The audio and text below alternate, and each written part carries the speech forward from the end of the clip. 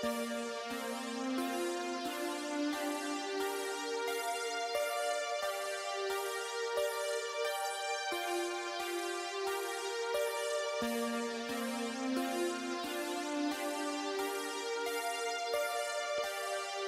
occasionally think how quickly our differences worldwide would vanish if we were facing an alien threat from outside this world. And yet I ask you, is not an alien force already among us? From the gates of Mount Rome to the far corners of the endless highway, wherever you are, welcome to the show.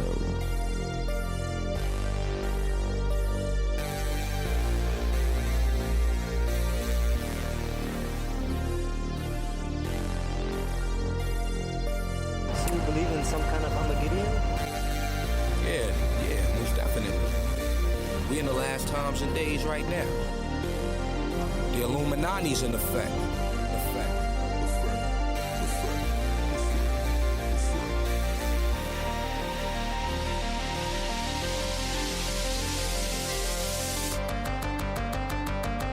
My guest today is the host of the Bump Podcast. He's a hunter and a researcher, and I enjoy talking with him very much.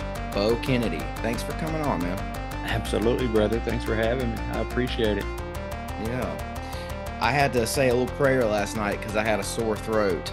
I felt it. I felt it coming on strong, and my voice was starting to go. I'm like, no, because I really want to do this. Really want to do this show today. So I took it's called a yin quo or something like that. It's a South Asian herbalist gave it to me.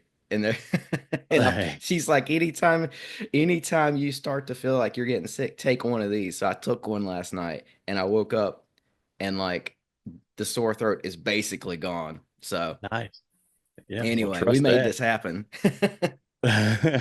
Yeah, man. We had I'm in Southern West Virginia, and over the weekend, this is Monday, but over the weekend, we had these crazy floods hit. All of January, we had snow on the ground for like 28 days. And so the ground was just completely saturated. And then we get this freak thunderstorm comes through that dumps 2 or 3 inches of rain on top of that.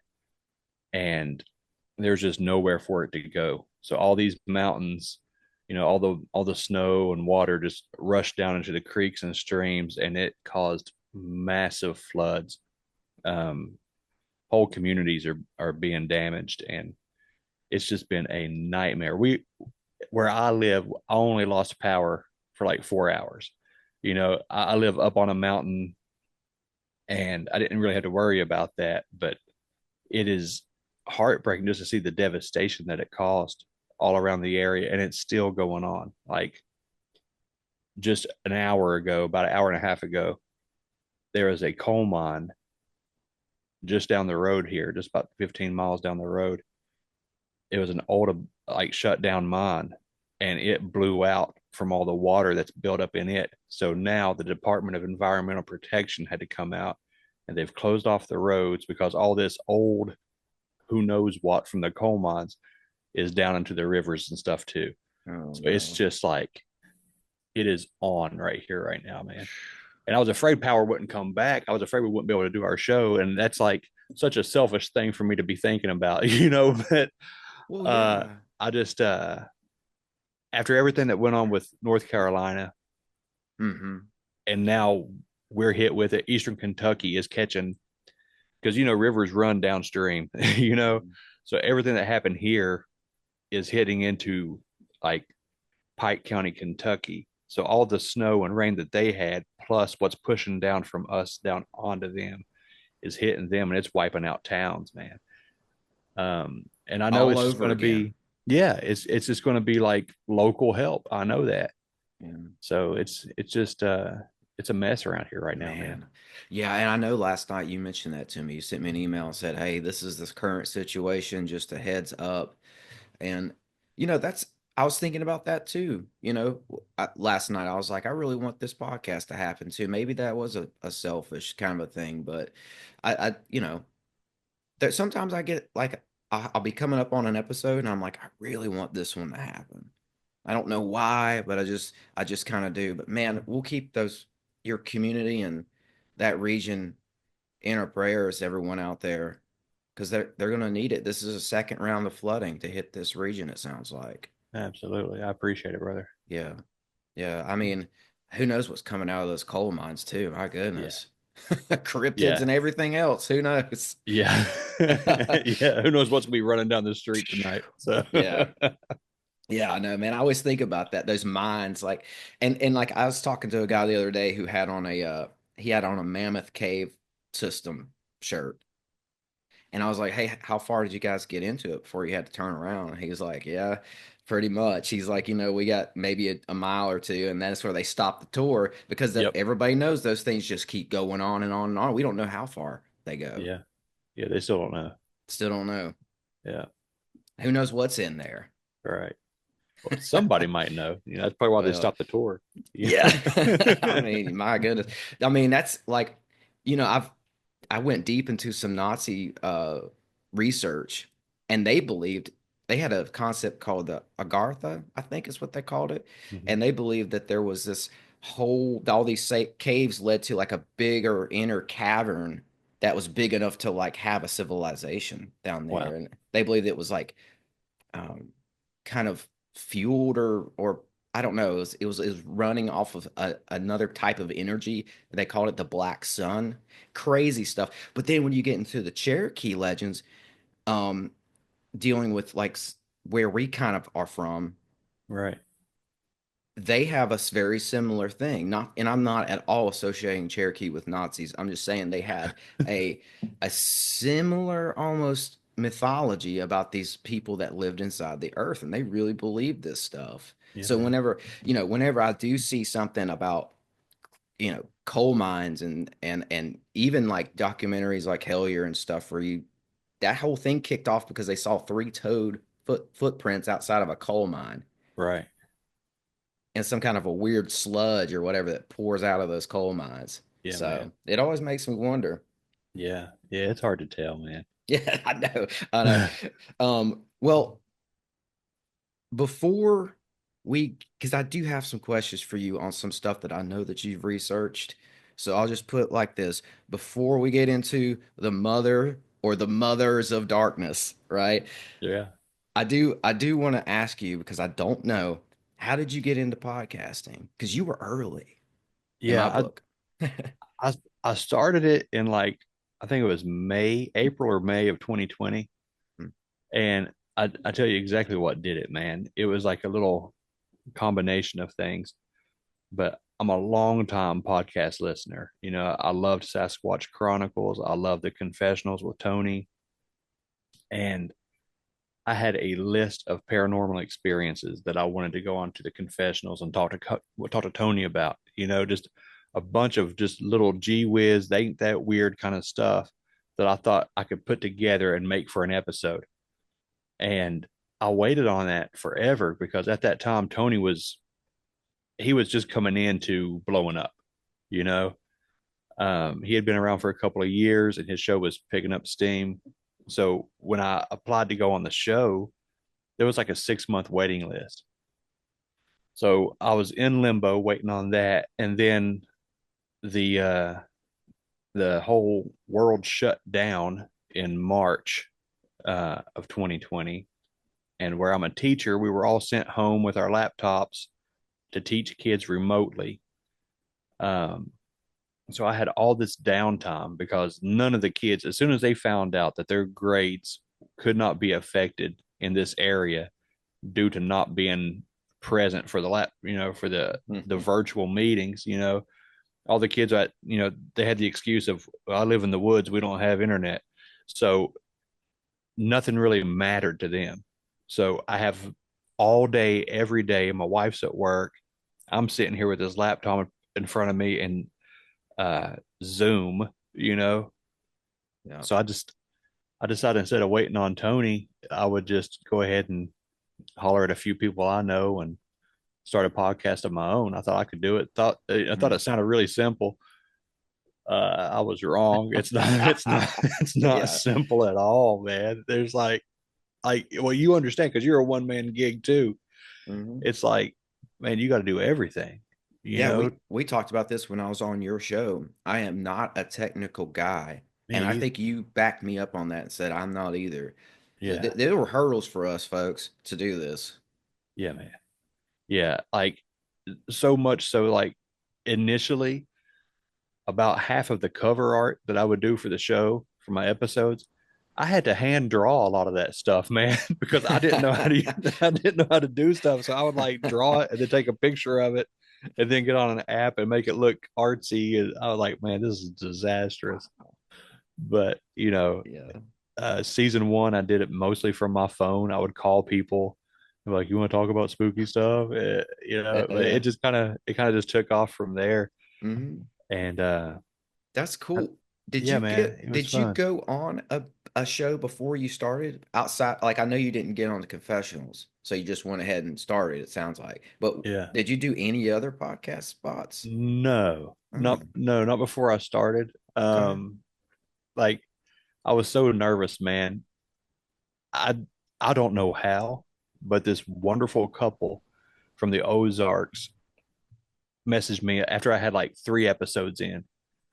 They picked it up and they wanted to come on and tell their story, and it wound up being this crazy good Bigfoot story that they hadn't told anybody before. So I recorded it. It was like episode 5, and I used that along with some weird experiences that I had to message Wes Germer on Sasquatch Chronicles that summer. And I'll come on there and I talk to him about my experience and that show, and that helped kick it off. That helped me get a foundation, like a base of listeners. I remember that first weekend, man. After I talked to Wes, there was 10,000 downloads that weekend, and I thought, this is it. I'm going to be one of the big guys, and it worked for like 2 weeks, and then it went down to 90% of that audience left because I wasn't just a Bigfoot show, you know what I mean? Yeah. And Hmm. but still, yeah, uh, to have a show for 6 months and have 1,000 people listening, that helped out a lot. Oh yeah.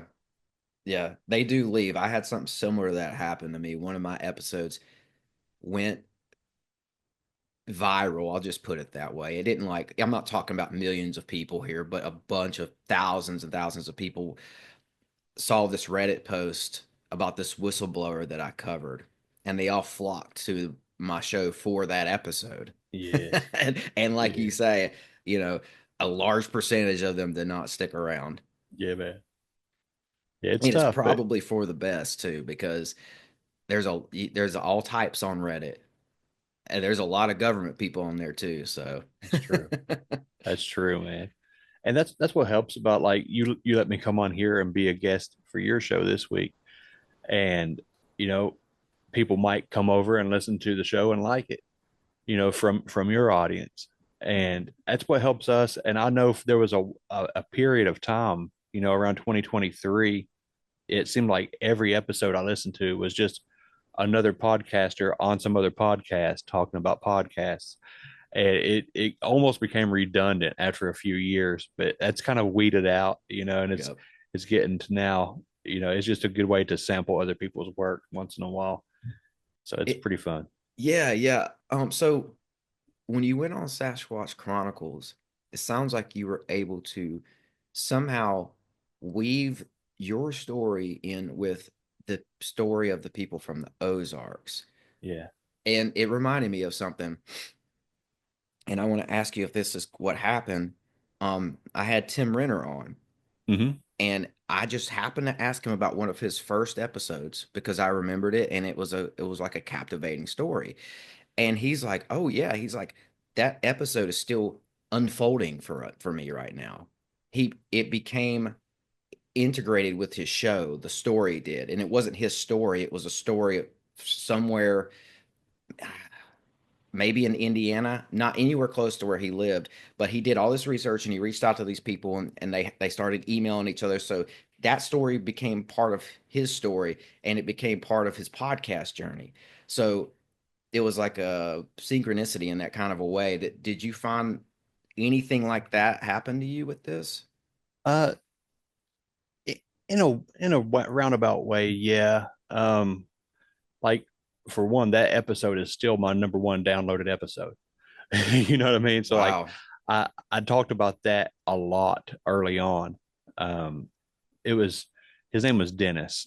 It was this guy that he was an avid camper and hiker, and he was training himself to go on this big huge trek. And so they did a little camping, just to get themselves ready for it in the Ozarks.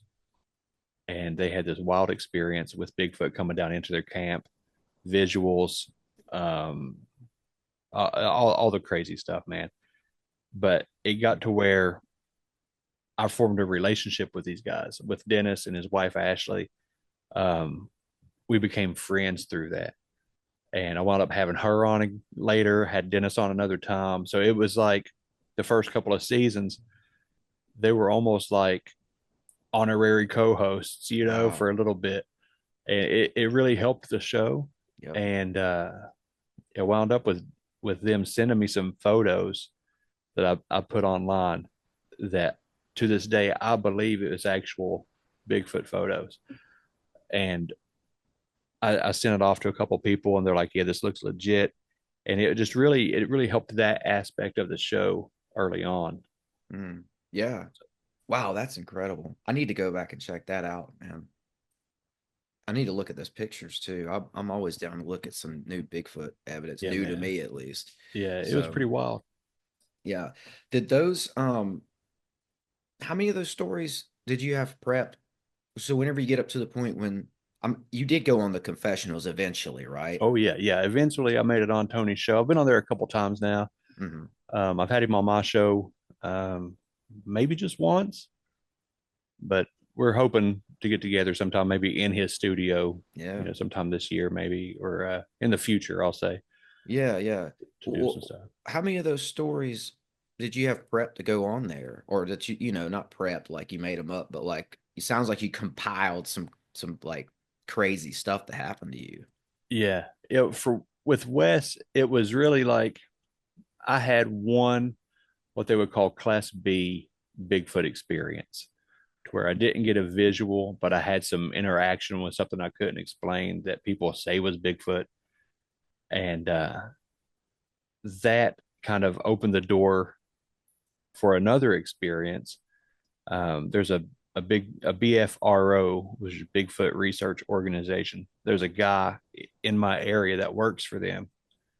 Um, he contacted me because he heard that story and asked me if I wanted to go on Finding Bigfoot, the TV show, because they were doing some kind of anniversary episode. So I go out and I do that episode. It's like 13 seconds of me on camera, but it worked. It helped because then I go on to Wes's show and I tell him about my actual experience, the Finding Bigfoot experience. And then he's like, well, what's your favorite episode you've done so far? And that's when I got to plug Dennis and Ashley, and it took off, man. Did he give you any gruff for working with the BFRO? Because I know there's a stance there. Yeah, he actually didn't. That's He cool. is like a world-class nice guy. We talked off air a little bit. He was offering to send me microphones and stuff to like try to help me out, and told me software to use to help my show. Like I said, I'm a bonehead when it comes to technology, so I wound up really not going that route. Yeah.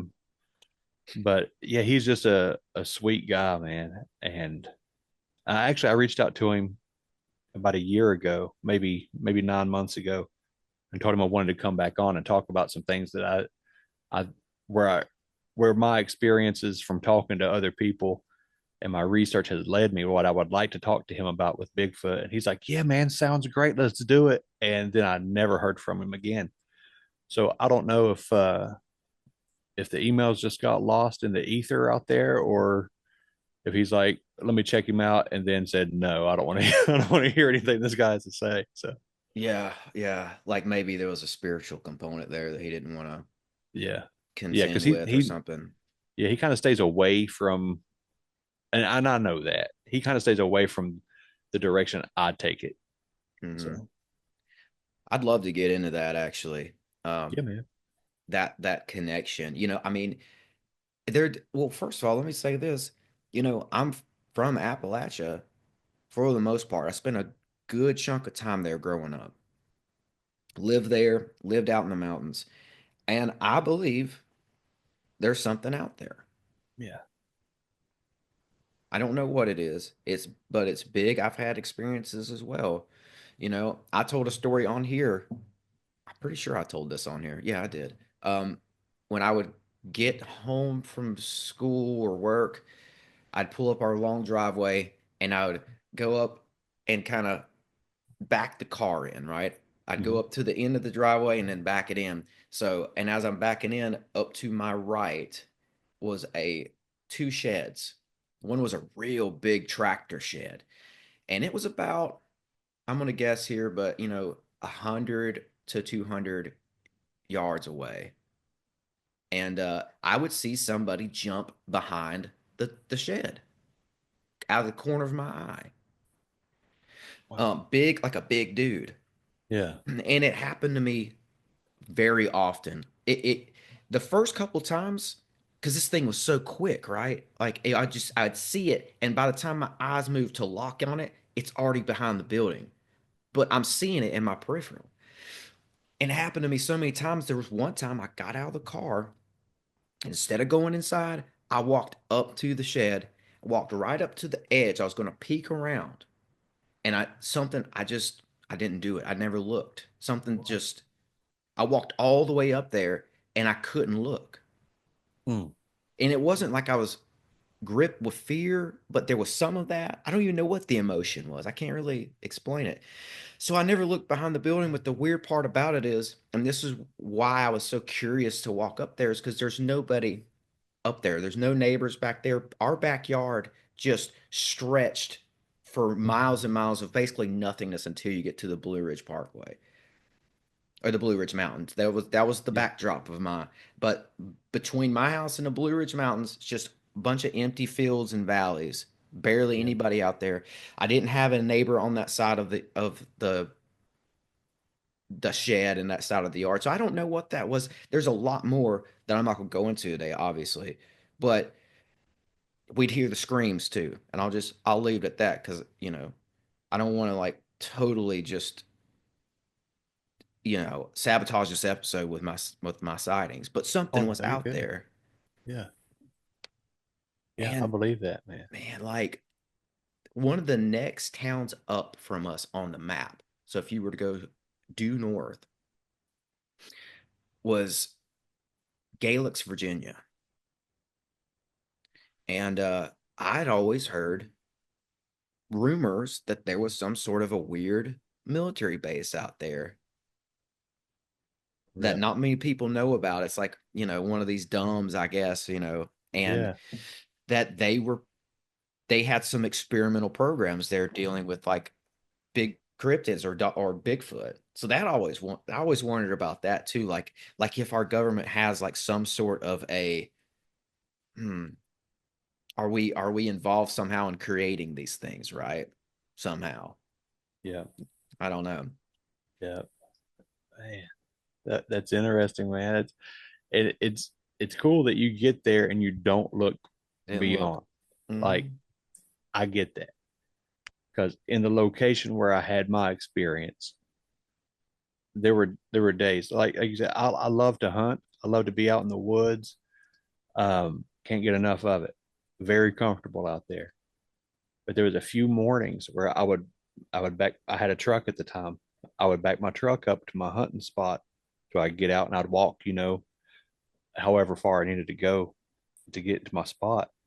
But where I would park at, there was a couple of mornings, man, where I couldn't get out of the truck. Like I waited until the edge of daylight because I just got so unnerved. I couldn't make myself get out of the vehicle. And that was so weird to me. And I would sit there and try to pump myself up, man. Like, you're being a big baby, you know exactly what's out here. Just get out and go deer hunting or go squirrel hunting. And I would not do it until I could see the sun start to come up. And it's wild, man. Yeah. But it's just like that feeling like you're talking about. You get to the edge there and it's like something stops you. Yep. And you gotta, I don't know. I'm okay with being obedient to that, whatever that is. Yeah. That's an instinct, Bo. Yeah. I think we have instincts just like animals do, but because of the way things have gone, this timeline we're on, the way modern society is constantly being modernized, and we're just, we don't live out in the elements like our ancestors used to. We have heating, air conditioning, we have refrigerators. We don't have to worry about, living off of our cows and our chickens and them not being eaten by mountain lions and all that. It's just a totally different world. So we don't have to rely on our instincts as much, but we still have them. They're just buried. Yeah, I believe.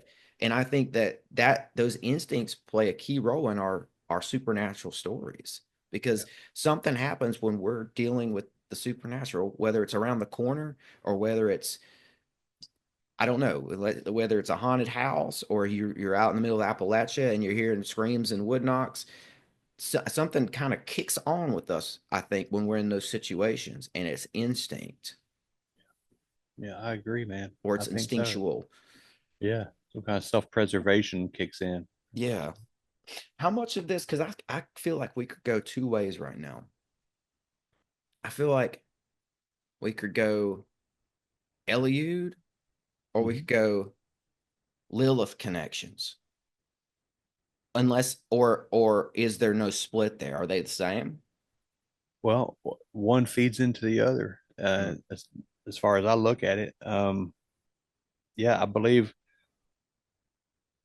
with all my heart right now, I believe, and that's subject to change. If somebody proves me wrong or presents fresh evidence, but I believe these Bigfoot creatures, I believe that they are the Elude. And for those not familiar with that term, I was not familiar with that term for most of my life. The Elude are the offspring of the Nephilim. So the sons of God came down in Genesis 6. They took wives. Their offspring were the Nephilim. So the Elude would be the offspring of those Nephilim as they continue to populate the earth and corrupt all the bloodlines, right? Now, the sons of God took wives. The wives they took, there's a few of them mentioned throughout apocryphal texts.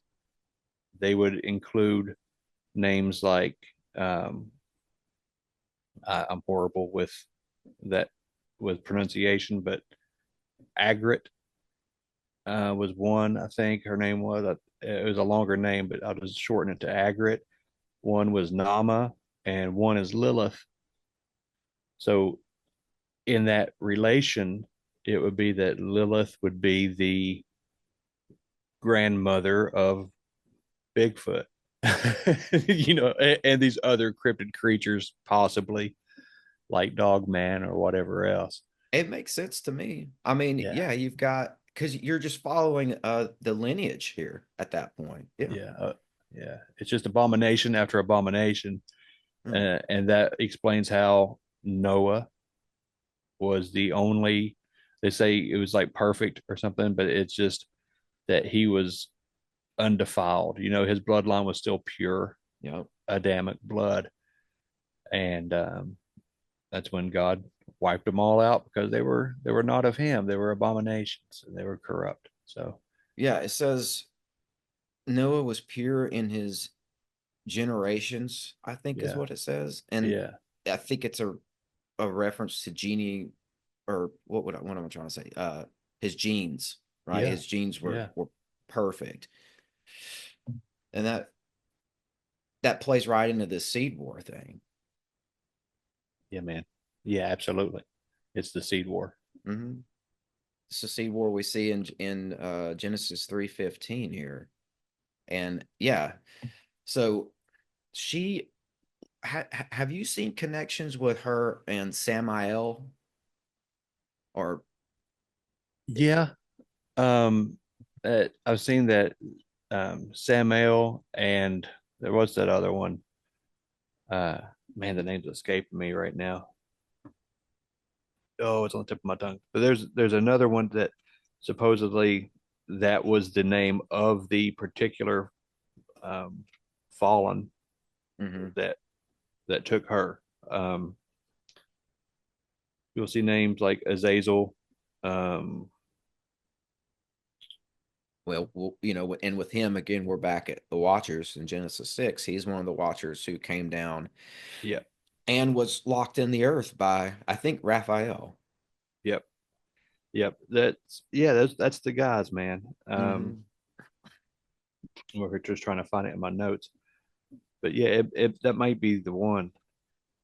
Gosh almighty, I can't believe I'm drawing a blank on the names. Oh, you're good. And I've seen this correlation with Samael and Lilith Hmm. mentioned, and I tried to find out what the real story was and the root of all this, and it's kind of hard to get to the truth of it because you're going through all these different sources. You've got all the Jewish folklore in there that's telling you one thing, and then some other texts sort of, I'm not gonna say they contradict, but they sort of paint a different picture.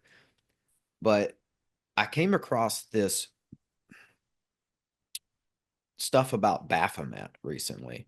Yeah. Everybody knows that Baphomet. It's like the goat-headed demon-looking thing. Apparently, when that first started popping up, that symbology, I think it was being brought forth from Eliphas Levi or Levi, and they were showing the Baphomet figure, I think almost like a sigil. It had some sort of a meaning for them, but they showed it with two Hebrew characters, and one was Samael and one was Lilith.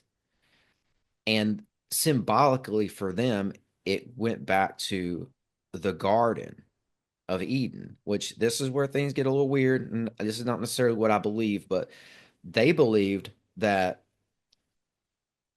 that serpent in the garden was androgynous. It had a male counterpart and a female counterpart, and the male was Samael and the female was Lilith. And this is just what it symbolized to them. But I think they did further go to tie it in with the seed war, because when God says, I'm going to put enmity between the serpent seed and the seed of the woman, Hmm. I think that they tied Lilith into the serpent seed. So I just thought that that was interesting. But I've That is. also heard that Lilith and Samael may have been like husband and wife, you know? Like, so Yeah, I don't know. I know that treads into like Gnostic territory. So it does a little bit. And that's okay. We got to look at everything. You yeah. know what I mean? Um, I know a lot of people go like hardcore. If it's not the Bible, it's not the word. And I get that. But when you have like Enoch being referenced in Second Peter and Jude, you kind of have to understand what they have read, what they're familiar with in the Second Temple period. You know, when all this is going down, um, if the apostles and the disciples are looking at this other literature, it won't hurt us to look at that other literature too, because it might have been common knowledge for them, so they don't mention it outright in their everyday conversation that we see in the Bible. You know what I mean? Because it's Yeah. just like one of those understood things, you know. Um, but it helps for us to look at it so we can understand what they're talking about. And that name I was looking for was Shimiyaza. Oh And yeah. I don't know if Samael and Shimiyaza are the same person, um, or if it's just other entities. Um, I've heard people say that they might be the same. yeah, I don't think anybody has the proof on that or the receipts on that, but like, because Samael is sometimes he was thought to be a Satan, right, one of the Satans. So people think that maybe he is the Satan, right. and some people think that Satan and Lucifer are two separate entities, and that I think that Lucifer is Semyaza. Yep, So yep, yeah. It's all it's like that's what? where it gets kind of blurred for me there. Yeah. You know. But one of those other interesting characters, man, is Nama, Mm. or I've heard her name pronounced Naama, but whatever. I say Nama. I'm a hillbilly, and I don't know if I did. I talk about them on when you were on my show. You touched on it, but feel free to touch on it again. I think my listeners would love to hear this. Yeah, man. In Genesis 4, you get this lineage. My goodness, it happened again. My brain just like, It happens to me all the time. okay. Let me look. There's the father of Tubal Cain and Jubal and Jabal. What's his name? Is it Lot? No. Ooh, it's a good question. Lamech.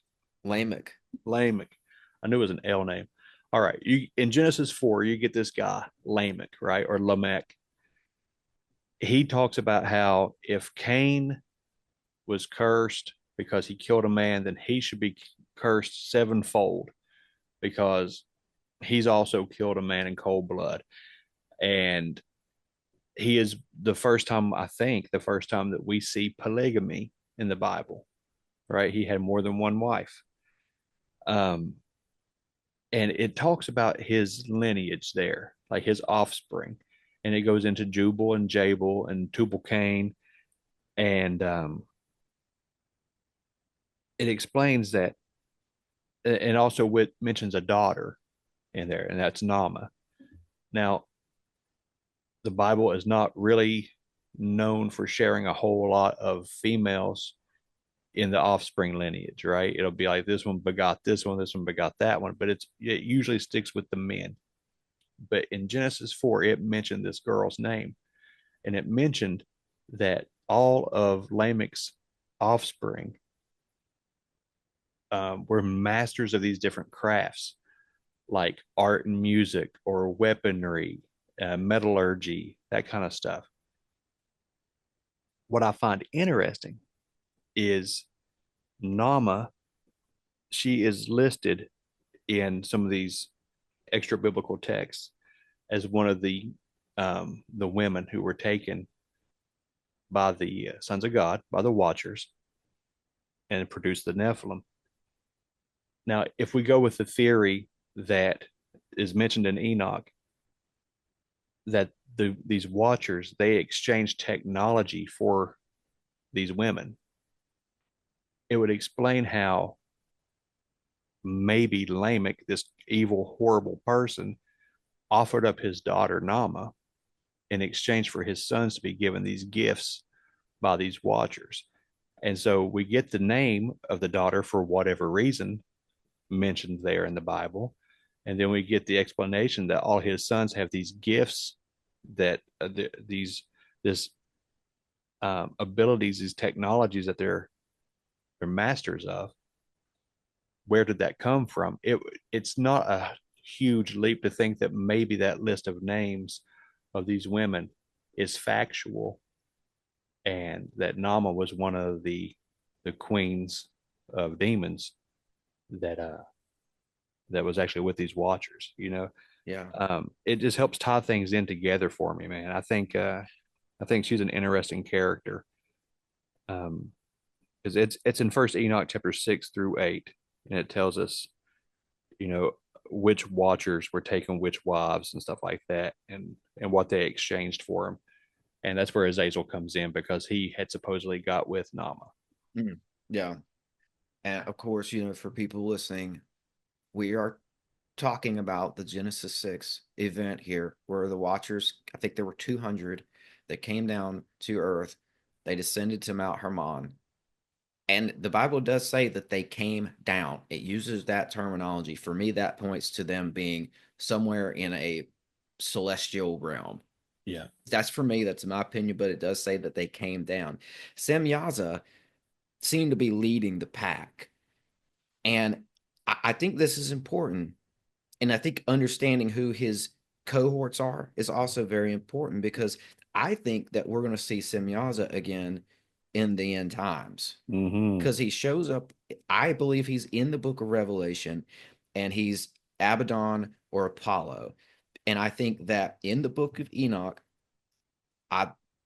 it says he was locked in the earth for 70 generations. And I think he's going to be released, and that's going to be probably around the time of the events that are unfolding in the book of Revelation. So I think it's important to give these entities names and know what they were up to. Yeah, man. Yeah, because it might be our future. I do too. I think it doesn't hurt to know the extra stuff. I mean, as long as we keep our eyes on the cross and we know that our salvation's in Jesus, this doesn't take away from that. You know, this helps to further understand the historical side, the build up to it, because and not to go. I don't know how deep into theology and Christianity your show often goes or anything, but if you look at it like this and you tie in apocryphal texts like Enoch, where it explains that after the flood, you know, or because of the flood, these Nephilim and these Elude, these offspring, are pretty much all wiped out, right, by the flood. Enoch explains that these souls of these creatures are trapped here on earth. They can't go to heaven or to paradise, you know, because they're not of God, and they're not going to hell or Sheol or anything like that, and they're bound here on earth as demons, and their whole purpose is to make life miserable for humans, and they want to possess a body so they can do such things. And it goes on to explain about, you know, that they're hungry, but they never get satisfied, and they're just perpetual evil. Well, when you look at these bad guys from Genesis, they're turned into these demons because their bodies are killed off. And then you look into the New Testament where Jesus is casting out demons that are doing what? They're plaguing human bodies. You know, they're causing all this discomfort, this disease, these different afflictions, and he's casting them out. It's the same bad guys. So from beginning to end, you have the same thread. It links it all together, and it just makes for like a more cohesive understanding of what's going on in there. I love that. I do too, and I love that you focus your research on the goddess aspect of this. If we can call, we're talking about a demonic female figure here. You know, that's what I mean by that. And because I mean, I think that there is a bigger role that the goddesses play in all this stuff than they're often acknowledged for. I mean, man. there's a guy who I've been trying to track him down and get him on the show. He wrote a book, and it's all about, he breaks down how the city of Washington, D.C. is built focused towards goddess worship. Yes. Goddess worship is ingrained in the geometry and the architecture of Washington, D.C., because the people who founded this country placed it in there like alchemical secrets into the, you know, the structures of buildings and monuments and stuff. I think it's there. Yeah, man. You could probably find it faster than I could. But if I'm not mistaken, isn't Minerva like a gold statue of Minerva on top of the Capitol building or something like that? It's like this. Yes, the Capitol dome. I don't remember which goddess it is, but it's significant because it has some sort of a symbolic attachment to a pregnant belly of a goddess.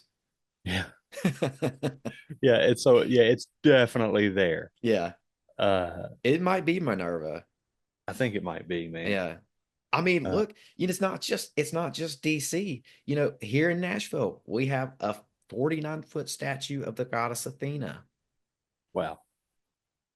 Housed in a big Parthenon. They really built the thing. It's there. It's crazy. It's like, why is that here? Right.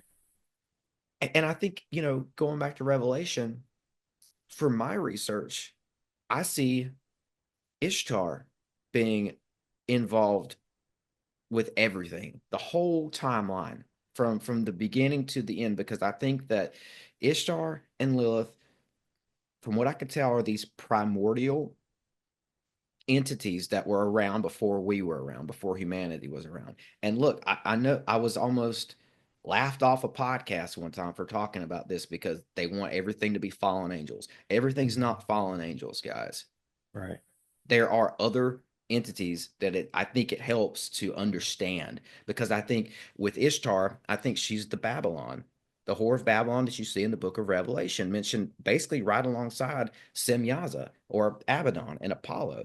It seems like whatever happens then, we're going to be contending with these other entities, and they might even be battling with themselves for control over the nations in the end times.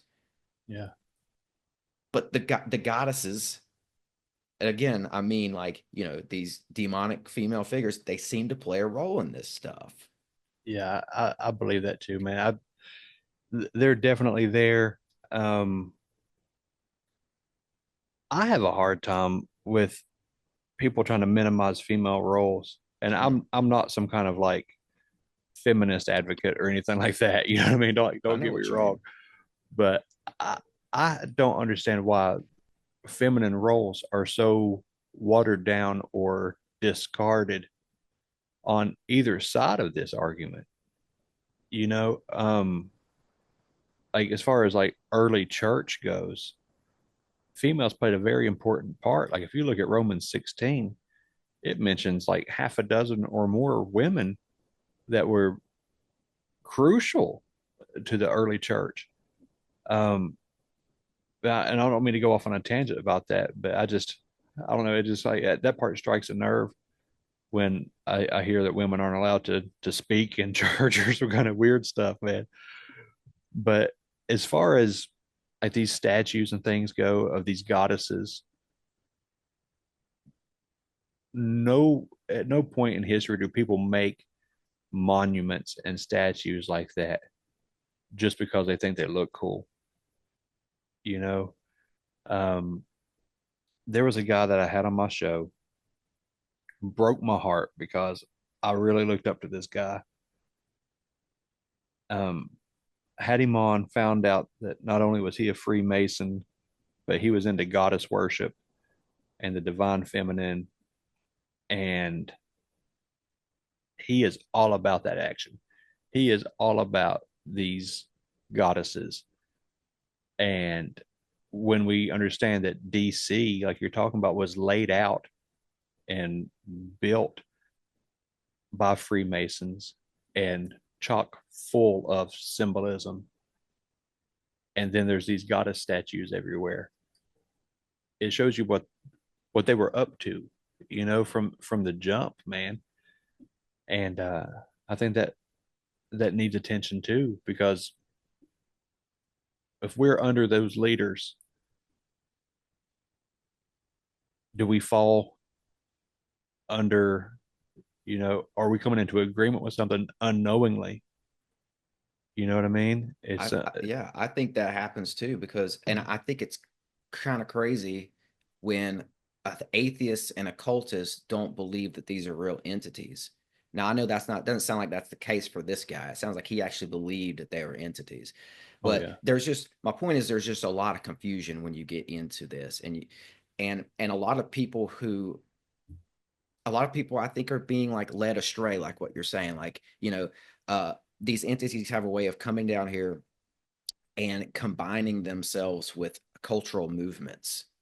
Yeah. So it seems like you're doing the right thing because you're fighting for this cultural movement, but on the back end, it's all stuff that checks boxes that, basically towards worshiping the entity. It's like, I don't know if I'm making sense here, but like you like, I'm glad you broke down what you said about the women's rights things, because I think that issue gets very hairy once you start going after Lilith, because she has been conjoined with the feminist movement. Yeah, man. I was just about to mention that.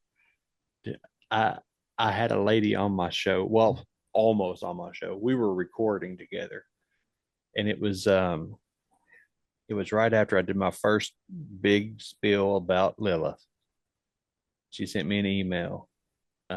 She wanted to talk to me about it, and I was like, sure. And I didn't vet her in any way, shape, or form. I don't vet most people, you know. I just, if you want to talk, come on, let's go.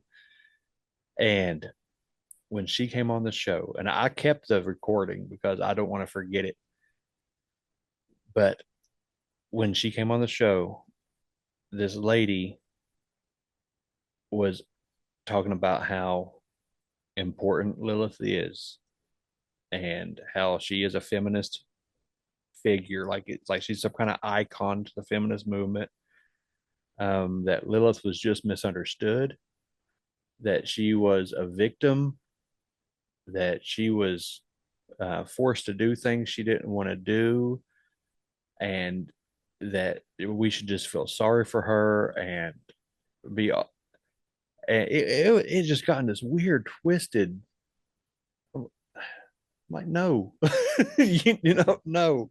I told her, I know what you're doing. You're trying to turn sympathy to Lilith on a show that follows Christ. It's not going to happen. And that's the only episode that I have stopped in the middle of our conversation, told them, you know, I know what you're up to. I know who you are. This is done. And didn't feel bad about it. You know, this feminist movement is being exploited by the enemy big time because Lilith loves to go after young women, to go after men, to, I don't want to be too offensive on your show, bro, to get things done, to get sacrifices she wants. You can say whatever you need to say on You know here, what I man. mean? I think that it ties into the whole abortion thing. I think that's all unbeknownst to these people. I believe it's child sacrifice. I think it's Moloch sacrifices. I think it's Lilith sacrifices. I think there's so much more to at play in the spiritual realm that we participate in the natural, unaware. I'm glad you said what you said, because I think you articulated that better. It's something I was trying to say a minute ago. It's that they disguise themselves behind these cultural movements. Yeah. And people agree with the points of the cultural movement because they think that they're doing something good. Yeah. Yeah. You know, it seems like with Lilith, it's almost like she was, I don't know where she was. She'd kind of been forgotten, it seems like, until this book shows up in 1972. And it's The Coming of Lilith by Judith Pascal. And that lady, she retold the story of the Garden of Eden. And everybody knows it's a retelling, but they forget it, right? It's a retelling. But she brings in this feminist point of view. And so I see, because also in the 70s, you have the second wave of feminism hitting. Yeah. That's the movement part I'm talking about. Like, and like what me and Bo were talking about a minute ago, it's like, yeah, we want women's rights. We want women to be equal and all that stuff. Absolutely. But if you attack Lilith right now because of this movement and because of how joined she's become with the issue of feminism, people think that you're attacking feminism. No, we're trying to just talk about the entity here. Yeah. But they've been combined. Yeah. And things have gotten twisted, right? Like that Pascal lady, she also like drives the theory about Lilith being Adam's first wife. So she puts that back out there big time, right? Yeah. Yeah, that theory that didn't show up until, like, I don't know, over 1,000 years later. You know, it's like, yeah, I know. And then it just spread from there. I think there was a and this is just an example of how these things get twisted. I think that's the word you use, and I agree with that. It's like there was a writer, Octavia Butler. She wrote like this feminist sort of sci-fi novel that merges Lilith with aliens, and it features transhumanism. and it's all the stuff that like Rudolf Steiner was warning us about, that he saw coming, in my opinion, that has to do with, you know, technology and the AI and like the astral intelligence that's going to kind of merge itself with the AI to like you know, persuade us in certain directions and stuff like that. And not to get too deep, but like you see where this is going. Now you've got Lilith, she's attached herself to the feminist movement. She's being thought of now in the sphere with aliens, and she has to make a deal with the aliens, and then the deal she makes, she kind of becomes not human. She becomes like angelic. She takes the transhumanist pill. Yep. And it's where we're heading as a culture. But now Lilith's tied up in it. Yeah. And now guys like us, because we're guys and because we're Christians, it looks like we're attacking feminism when we're saying, hey, Lilith's not all that great. Yeah. That's how Yeah. this stuff gets mixed up. That's a good way to keep our mouths shut, right? Yeah. Mm-hmm. Oh, but you know, I don't care. They can you know, they can label me what I want. I know if people can say that you're anti-feminism or whatever, but people who know you know better. Yeah. You know, and people who listen to our shows know. yeah, That's exactly the beauty it. of podcasting. Like they know, like, Yeah. we, you know, I don't know. I don't even feel like I need to get defensive about this. So, you know, I was going to say, well, we have girls on all the time. We have women on all the time. And like, we're equal opportunists. And I don't even feel like I need to say that though, you know? Exactly. You know, yeah, like 5 minutes before we got into that part, like I was saying about Romans 16, women are integral. You know, Yep. Jesus Christ was brought here through a woman. You know, God trusted a woman to rear Jesus Christ. You know what I mean? They're important. Look at that for a source of um, feminine ability. You know, look at that beauty. Mm-hmm. Let's not go to a literal witch icon. Shouldn't there be red flags going off about about this little character, man? You know what I mean? There are for me. There are for Yeah. me. It's like walking the tightrope though, because when things get politicized, Yeah. you're just not allowed to go after certain ideas anymore.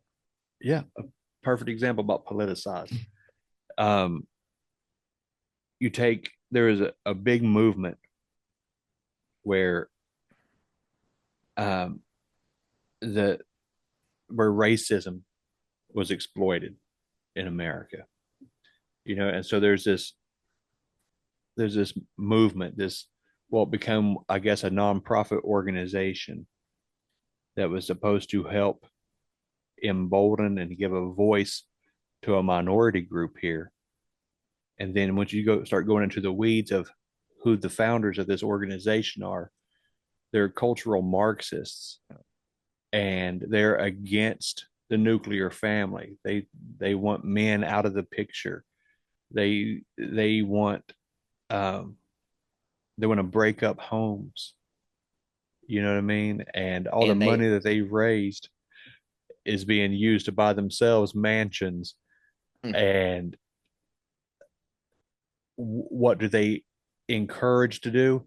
To burn down impoverished community and businesses that are owned by the very minority group that they're advocating for.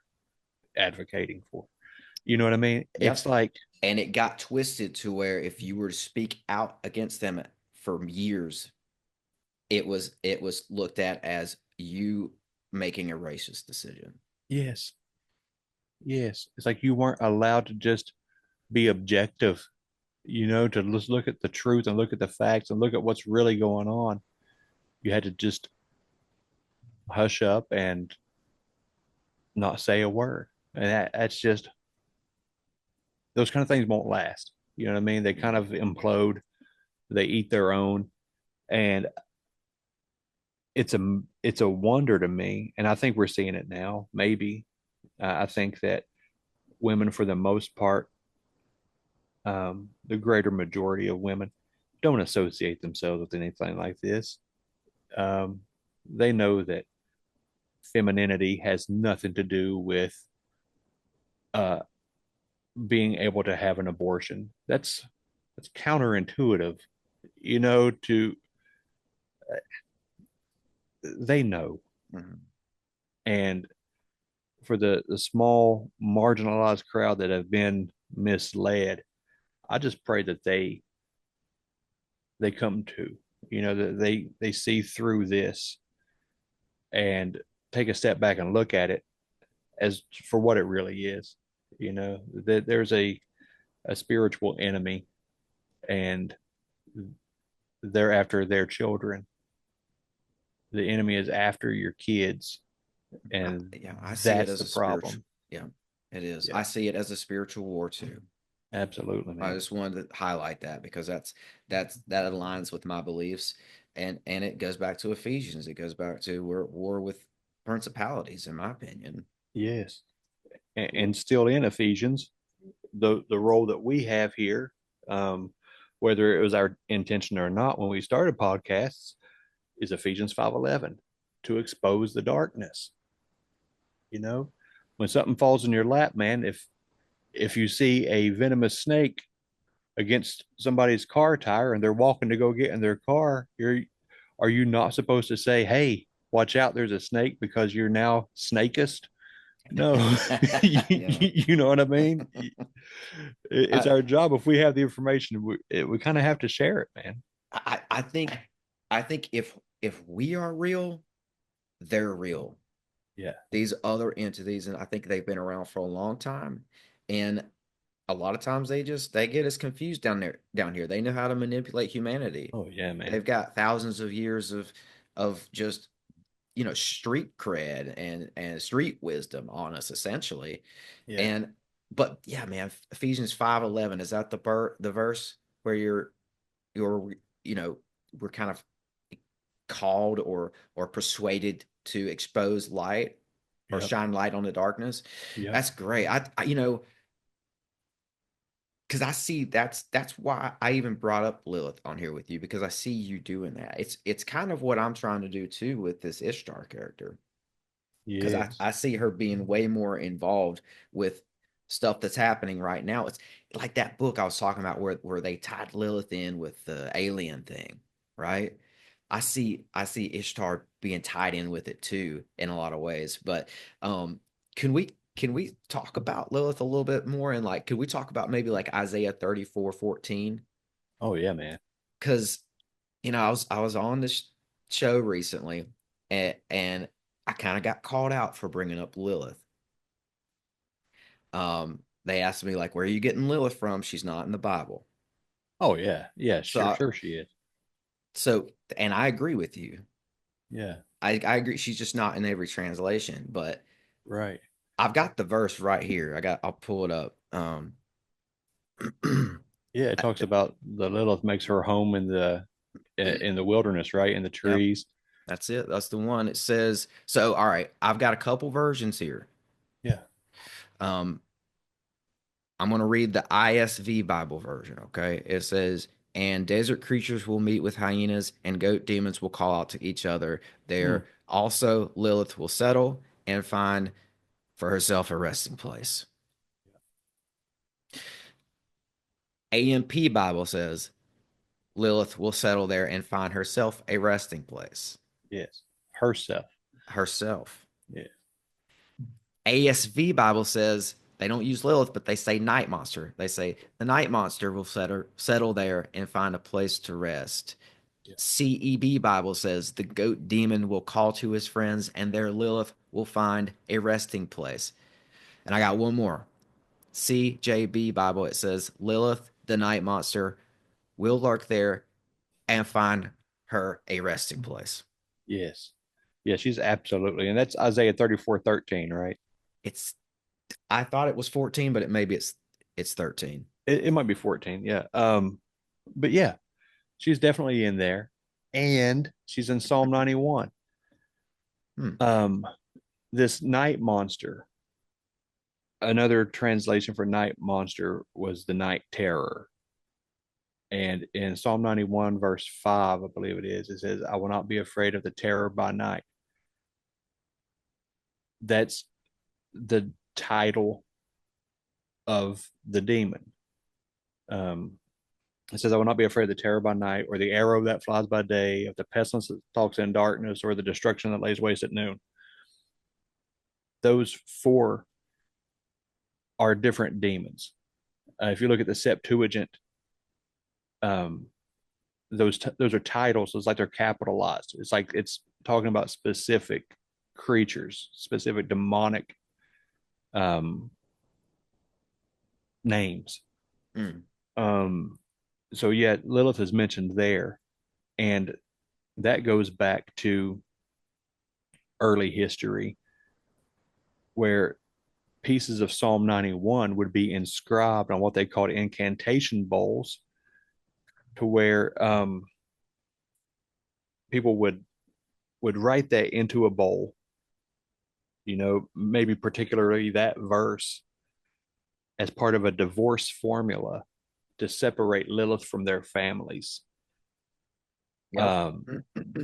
Now, what they did with that bowl, I don't know if they ate from it or if they just put it on the mantle or what they did, but it was used almost like ritualistically to divorce Lilith from the husband or from the children. Yeah, man, Lilith is all. Well, those incantation bowls were found all throughout the ancient world. Yes. And they were used, like you said, for different things pertaining to Lilith. And I think in some cases, too, the women who were pregnant were wanting to ward off Lilith from killing their unborn babies or killing their freshly newborn babies. Yes. And they would wear amulets. They put amulets in the cribs or whatever with their babies to keep the night terror, the night monster, the screech owl, like some translations try to say, the Lilith, they kept her away. Yeah. And interestingly enough, too, the Septuagint calls Lilith a siren. So there's that connection too. There's a mermaid connection. Half bird, half woman, by the sea, luring men to a watery grave. Yeah. Yeah, and you see that throughout the ancient world as well. You'll see what looks like a sort of a, like a goddess beauty kind of a woman from the waist up, but from the waist down, she's got two almost like snake-like legs. Yeah, like the Starbucks logo. Exactly. Exactly. That's where they got it from. The siren. Yeah, man. And isn't there a siren connection in the book of Enoch as well? Yeah. There's did you say that earlier? If I'm rehashing this, I'm sorry. I hadn't touched on it, but yeah, okay. It says that the women, these queens of demons, the ones that were taken, once they bore children to the watchers, they become sirens. Yeah. So there's that tie-in for what you were talking about kind of earlier. Yeah, man.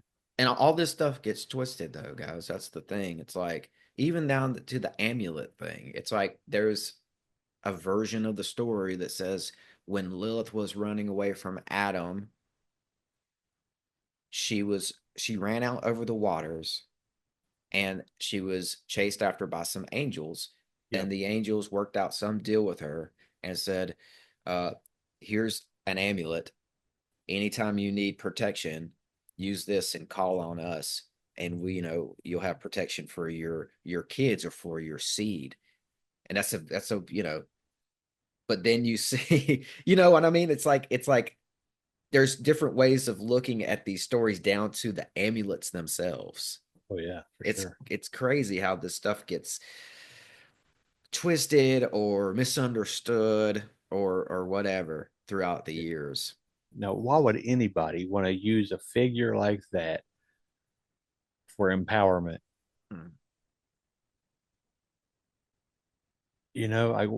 How could that be distorted into being a symbol for independence?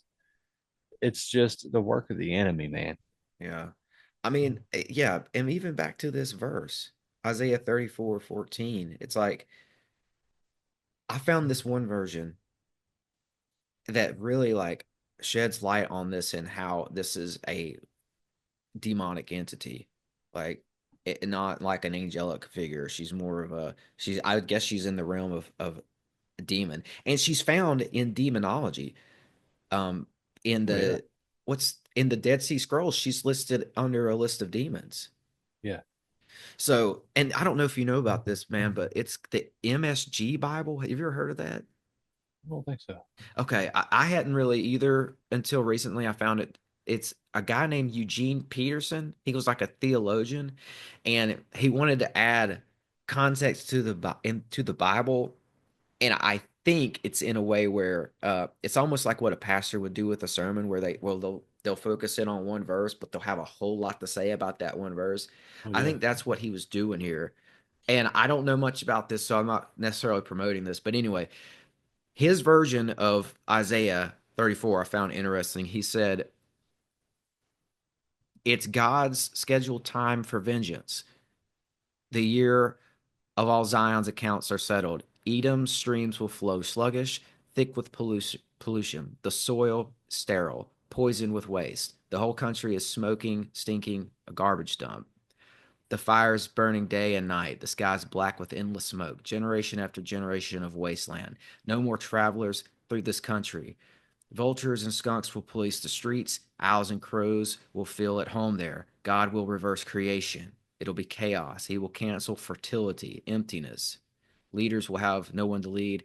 They'll name it No Kingdom there, a country where all kings and princes are unemployed. Thistles will take over, covering the castles. Fortresses will be conquered by weeds and thorn bushes. Wild dogs will prowl on the ruins. Ostriches will have run of the place. Wildcats and hyenas will hunt together. Demons and devils dance throughout the night. And the night demon Lilith, evil and rapacious, will establish permanent quarters. Mm. I know that's a lot, but I was like, man, I've never heard that much context being drawn out of that verse. Right. Yeah. Man, that's in depth, ain't it? Yeah, It kind of paints the picture. yeah, yeah. And And you know, let's not miss what it said there, like goat demons and oh, hairy goat men or whatever.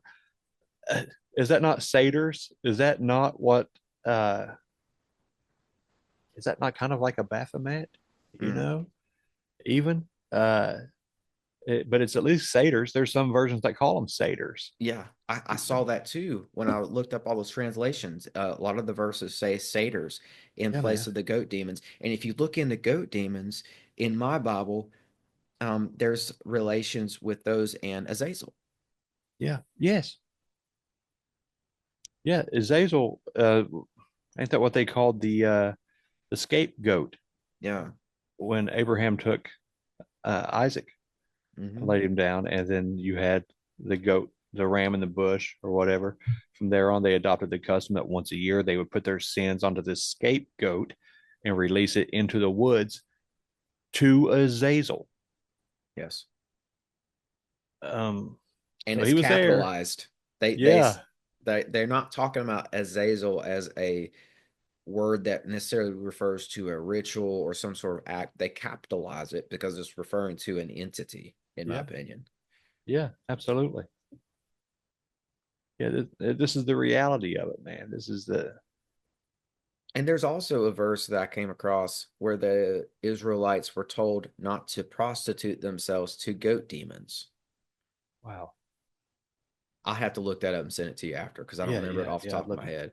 But when I was taking notes on a lot of the stuff that I found to do with Azazel, I found some verses like that where, because in my Bible they call them goat demons. Yeah, So it's crazy, right? yeah. And with the Isaiah thing, this interests me because there's a lot of correlation between Isaiah and the Book of Revelation. I think scholars say that it starts in Isaiah 55 and goes to Isaiah 66, but there's a part of Isaiah that coincides with the end times for some people. Have you heard that? I've heard, I might have heard mentioned, Yeah, but it's to do I'm with, not good at end times. well, I'm not either, brother. You're not alone. I mean, it's something I need to look into Me more. too. I mean, but it just got me thinking about maybe there's this tie-in with Lilith and eschatology and the end times potentially. Yeah, I wouldn't be surprised. I don't doubt it at all. There is with Ishtar for sure. Yeah, it start usually with the Whore of Babylon, right? Yep. Yeah. Man, I have found crazy connections with her and the end times and all kinds of other stuff. I talked about some of it on your show, but there's a lot Yeah. of stuff that I found since then where it's like I think John, when he was on the Isle of Patmos, had a vision of her being involved with, you know, everything he was writing about, Wow. his premonitions of the end. Yeah. She made an appearance to all the major occultists too over the years. She came to John Dee and Edward Kelly, and they wrote down what she said to them. They published it. It's called the Daughters of Fortitude. Really? Yep. So she revealed herself to them. I believe now that she revealed herself. Now I'm talking about Ishtar now, folks. I just Yeah. jumped. Sorry, guys. I jumped from Lilith to Ishtar. But she revealed herself to Crowley a lot, I believe. I think that she may have been the inspiration for his religion that he created called Thelema. Because he talks about it, he kind of attributes that stuff to the goddess Babylon. But that's the thing. The goddess Babylon is Ishtar. She just, she goes by many names. She Oh, goes by Inanna and Aphrodite and Venus and Ashtar, Astarte, and Babylon. wow. So that's what ties her in with the end times. She's been around and she's been messing around with humanity a lot over the years, just like Lilith has. I think they're both these primordial entities. They're Christians are not, well, I don't want to speak for everybody, but I don't see people grasping this, that everything's not fallen angels and that there's like a panel of entities that we might be dealing with here. Yep. I don't know how important that is for people to understand, but I find it compelling. I think it's very important.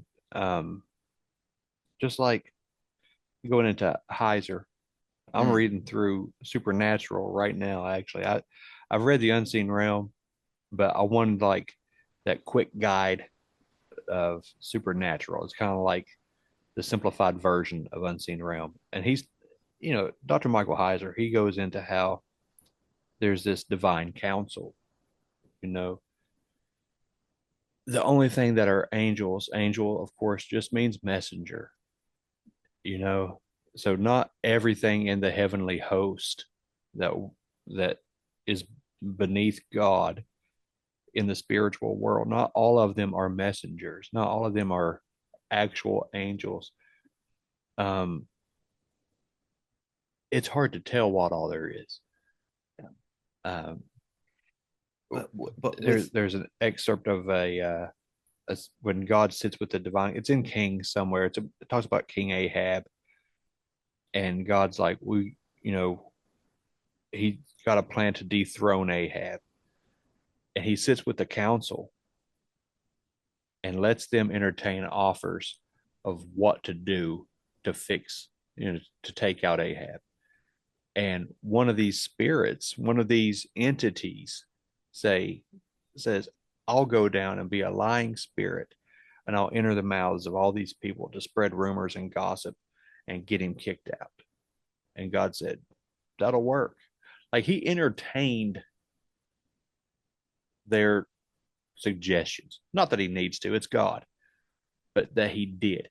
And that shows us a picture of what goes on in the spiritual, that there are these other entities, that it's not just angels. It's not just, we look at being served so much.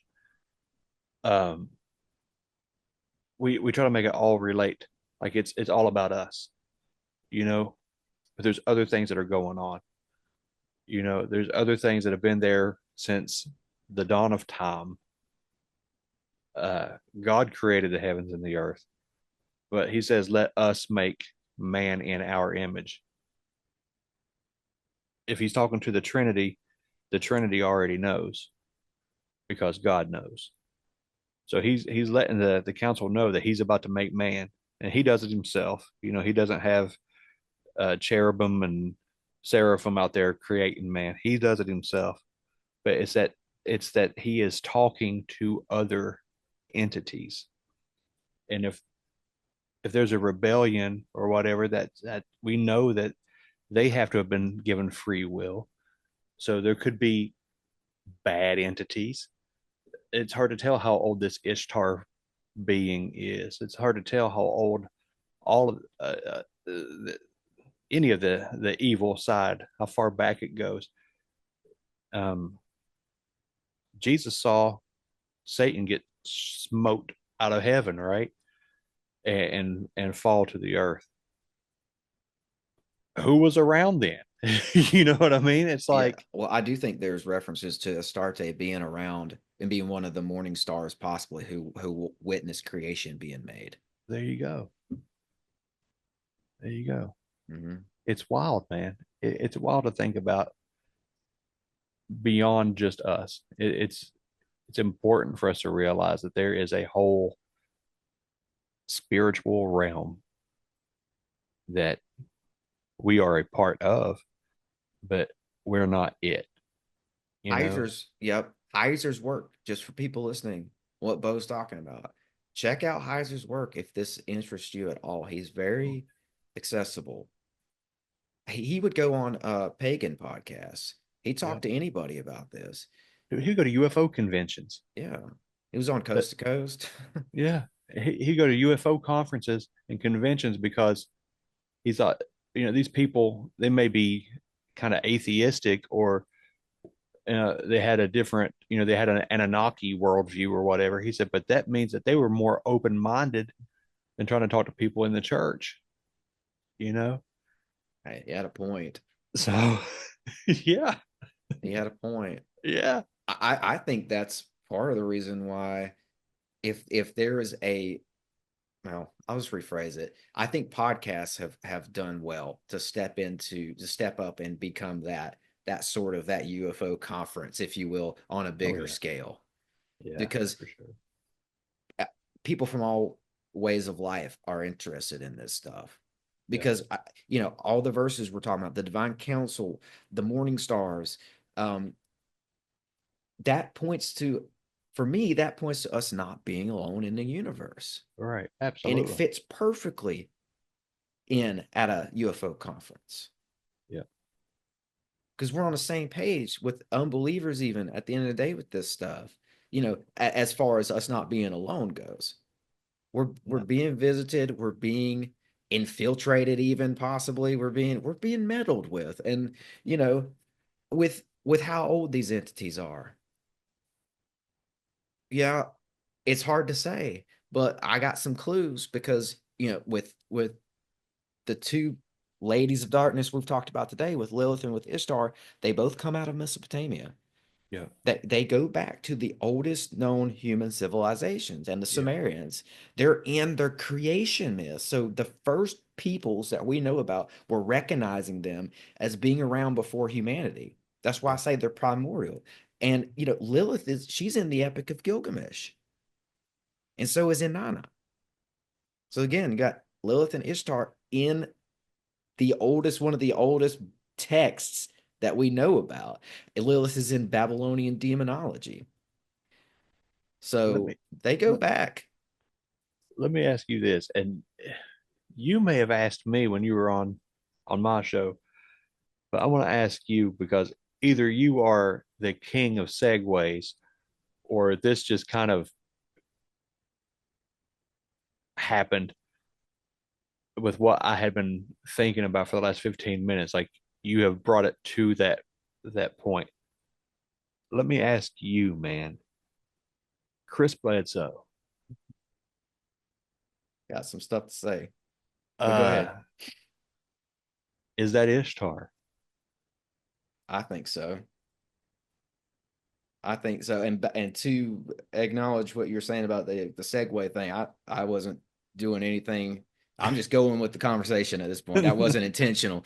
Um, yeah, no. So, man, I think so, because for years now he's been talking about his interaction with the UFO phenomenon. He refers to it as a divine feminine. And if I go back to what I was saying there, I think I tailed off somewhere around Crowley was influenced by Ishtar when he created Thelema, and she was Babylon to him. She was also Babylon to Jack Parsons when they did the Babylon working in the Mojave Desert in 1946.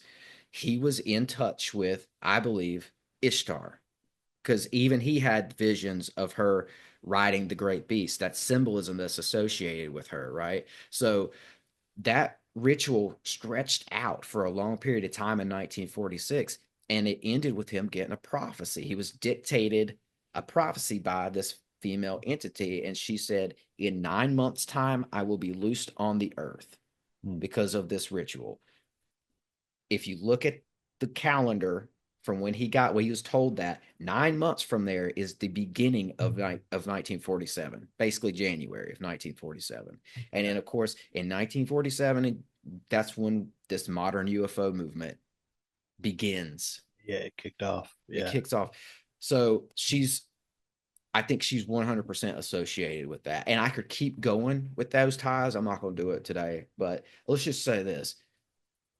There's an argument to be made that, okay, so 47 was Roswell, it was Kenneth Arnold, it was one other incident too that happened, but all our major UFO stuff, the public's acknowledgement of UFOs starts then, and alongside of that comes up a UFO religion. It's called the contactee movement. It comes out of 1947 as well.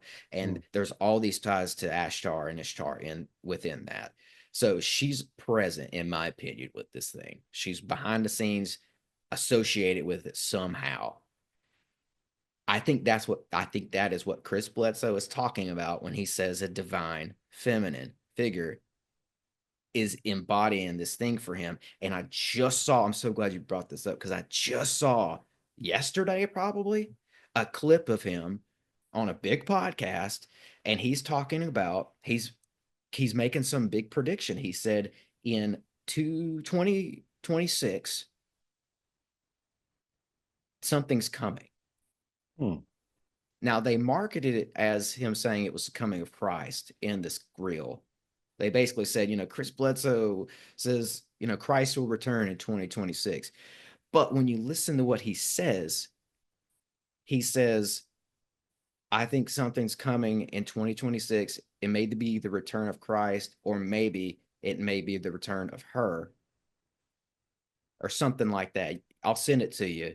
He stops himself. He doesn't say he believes it's the return of Christ. He says it may be the return of Christ, or it might be maybe she's coming back. He says something along those lines. Okay. And he says it's going to be Easter of 2026. Interesting. Now, here's the thing about Easter. I've not been able to locate any compelling or convincing true history of the holiday Easter. It's just wrapped in enigma.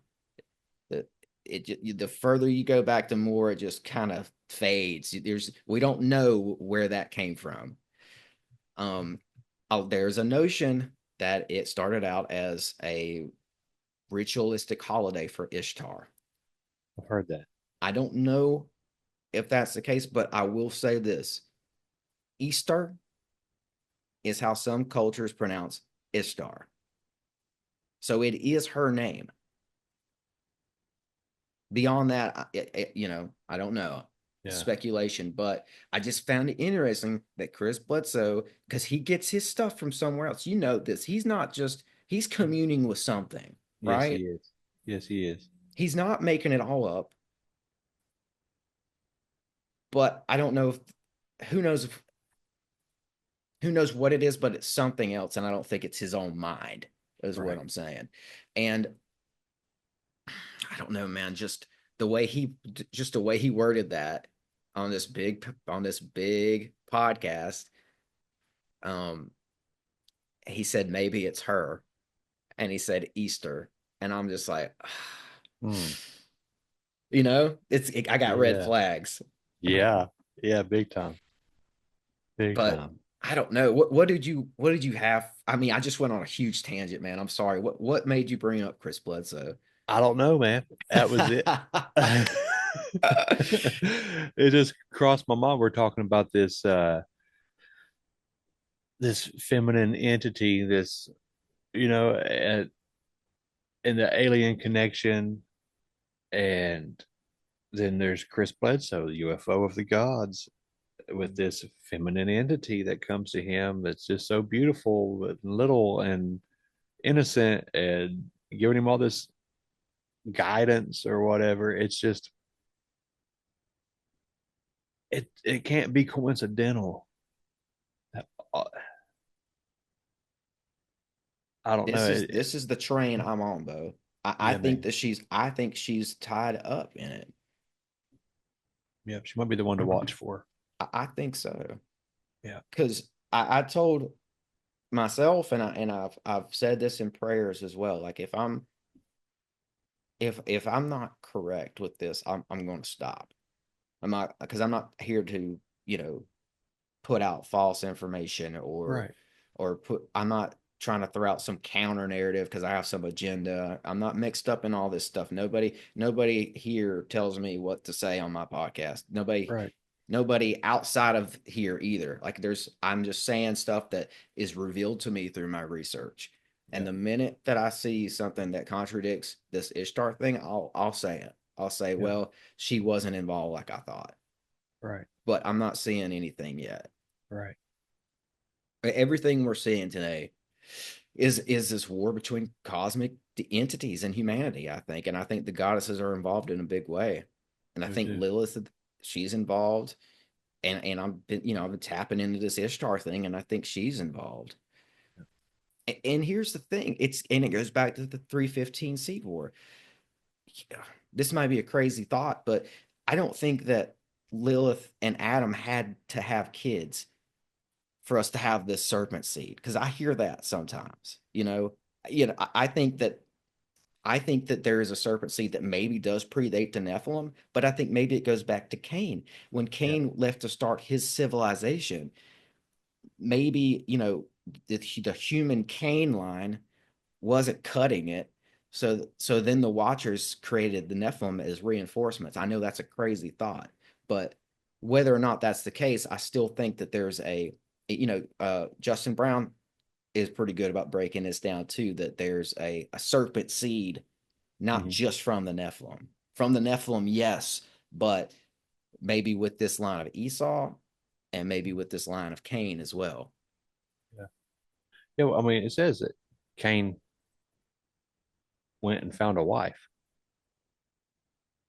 And to that point, all we're told about is Adam, Eve, Cain, and Abel. Right? So who was the wife? Where did she come from? Who's this woman that bore children with Cain, the first murderer? I don't know, man. I don't either, but I'll tell you what, when I came across that notion that you just laid out, that there was somehow, some way, there's something else out there, and Cain went and found them and procreated with them, essentially. Instead of getting confused by that, because I think pastors think that they're going to confuse their flock by bringing that up. I wasn't confused by that. I was more curious and more drawn to the whole supernatural worldview, the whole Genesis 6 spiritual narrative, and the whole Genesis 3:15 seed war. All that stuff just started to make more sense when I was okay, there's more here. Yeah. And you don't have to throw everything out. It works with Christianity. Yeah. as we know it. You know what I'm saying, right? Like Yep. Yep, it does. Uh, I think it's okay to research. It's okay to wonder. It's okay to seek the Lord over it. Every night, somebody told me not to do it recently, but every night I pray for knowledge. I, I and wisdom. And somebody's like, well, be careful doing that because Solomon prayed for wisdom and it was a little too much. But there, everything But he also found favor in the eyes of God for asking for wisdom. exactly. Now Exactly. what it turned into was his humanity and his, we know that mankind messes things up. Yeah, of course. So what he did with it, he tainted it. But up front, when he asked God, it's almost like God was impressed Yeah. with him, if Oh I could yeah, use yeah. that He word. loved it. He loved it. Yeah. Yeah, he could have asked for riches beyond belief or whatever, but he asked for wisdom. And he's like, "You got it, buddy." You know what I mean? Yeah. And it's okay for us to seek wisdom. It's it's okay to have an understanding of Genesis. What's the harm in having an understanding of that? What's the harm of researching the Talmud or Enoch? It doesn't take away from our salvation. It doesn't take away from following Christ. We just understand what they understood. That's what we're trying to do, you know? Yeah, that's what I meant to say. I was trying to say a minute ago. It doesn't contradict doctrine. Right. It kind of just adds to it. Just Yep. adds more understanding and knowledge to what we already know. And I think you should. I mean, I pray for wisdom too. It's funny you say that because I decided very recently that I was going to add that to my prayer, on a more regular basis. I'm just going to pray that the Lord will just bring me wisdom. And I started doing Amen. this maybe 2 weeks ago. And it's funny, I had the same thought. Like, I'm like, I know some people look down on this because of Solomon and all that. They Yeah. think that, which is so, and I'm reading in Proverbs, man, and it's like, it's pure. Yeah. The intentions for wanting wisdom, as explained and as portrayed in Proverbs, are so pure. Yeah. It works with the doctrine of Christ as well. Absolutely. Absolutely. And how many times in Proverbs? Because I read Proverbs every day. I I heard something a few months back, not even a few months, yeah, maybe a few months back, that you take Proverbs as your daily vitamin. There's 31 Proverbs, 31 days in a typical month. So each day you read that correlating chapter of Proverbs. Today's the 17th. Tonight I'll read Proverbs 17, and just do that every day until you understand, you get those Proverbs in you. But how many times does he warn against the harlot? How many times do they warn you against this woman that's going to lead you down to death? You know, uh, maybe insert Ishtar there. You know what I mean? Don't don't. I'm not trying to manipulate the Bible to fit our narrative, No, but I got you. let that be like analogous of all things that will lead you away from Christ, man. Yeah, yeah. And you know what, man? Like I didn't know if I was going to talk about this on a podcast. But because I'm still kind of wrapping my head around the idea, but like, I'll just go ahead and warn people right now. This has a little bit of an esoteric lean to it. Yeah. But when I was in Proverbs and the way that he was talking about wisdom, Come on. It's okay. I mentioned this to my pastor. Go ahead. I just she's mentioned she's personified as a she. Yep. And she's mentioned sometimes it's almost like there's a capital W there, and it's like, Yep. oh, and then I've got to find the verse, but I found a verse where it said that she was there, wisdom was around when God created the earth. She was there and she stood watching and she rejoiced. Yep. Hold on. I'll try to pull it up, man. So I, but the more I looked into it, the more I thought, okay, this isn't a goddess though. This is a Now, this is what I'm wrapping my head around, because the Bible seems to promote you chasing after her and that she'll work with you.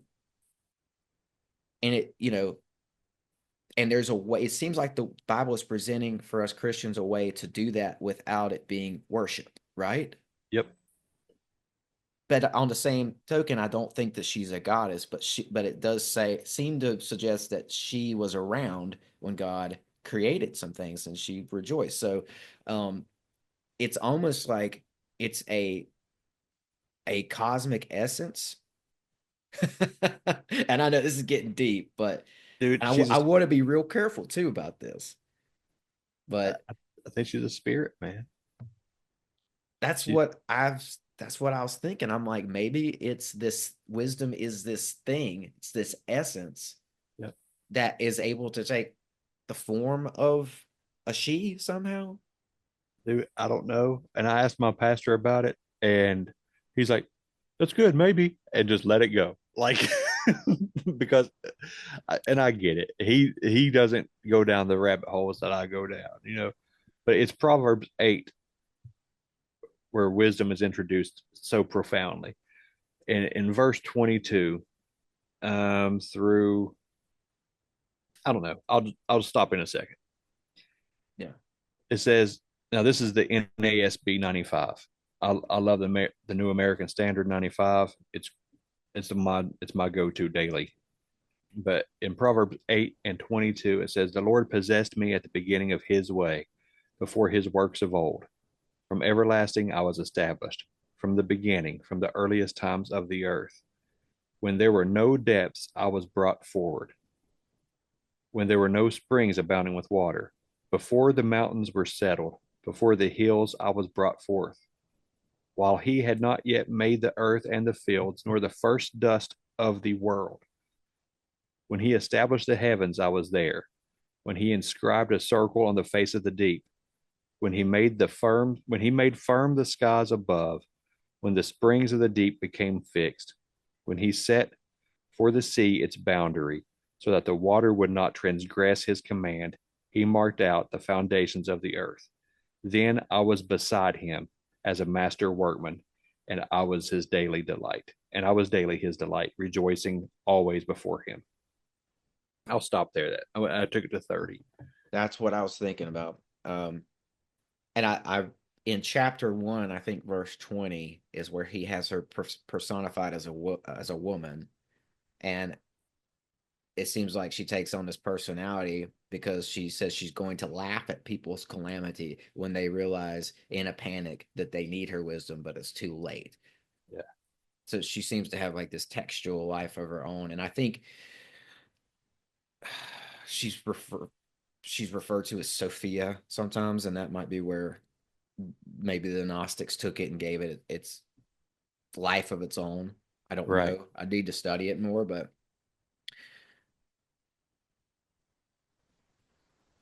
Sophia, I think, has been mentioned in the Bible as someone who was there rejoicing when God created the earth as well. So, what do you think? Yeah, I think wisdom, and this is just going by Proverbs. I don't know of it any other place, but according to Solomon in Proverbs, it seems to me that wisdom is a feminine spirit. You can take out the word spirit and slap in entity or whatever. But it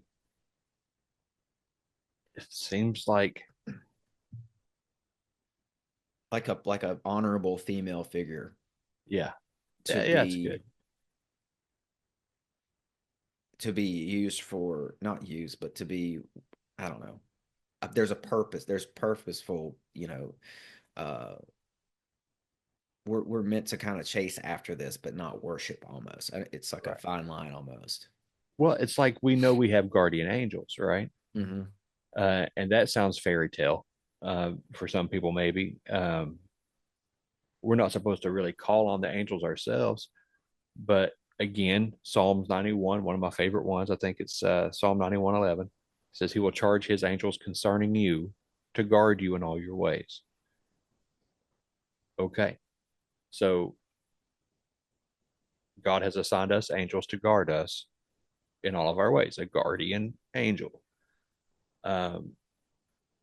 That's their job.